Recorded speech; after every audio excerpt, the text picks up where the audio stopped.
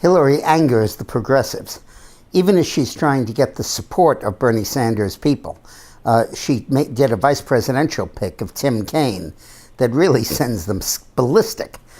First of all, Kaine used to be pro-life, only recently became pro-choice, and even so hedges his position, backing things like parental consent.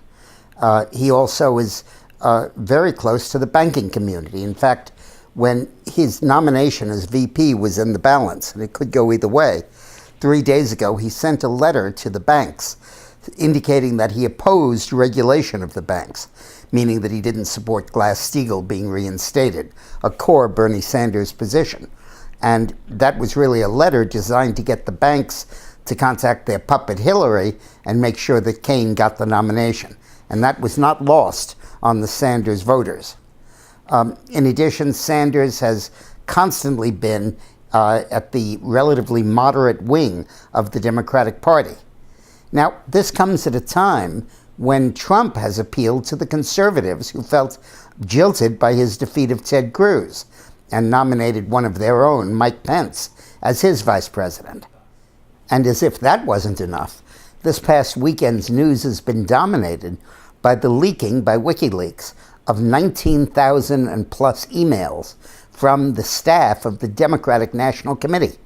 Now, the National Committee is supposed to be neutral in the Hillary versus Sanders contest, but the emails reveal they were anything but neutral.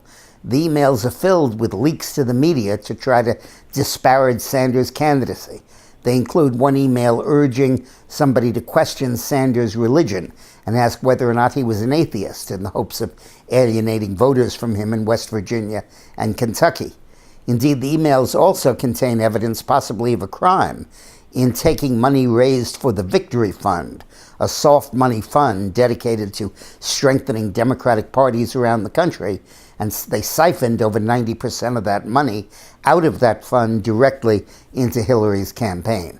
All of this will further inflame the sentiments of the Bernie Sanders delegates and the Bernie Sanders voters. And Trump is very skillfully exploiting this gap.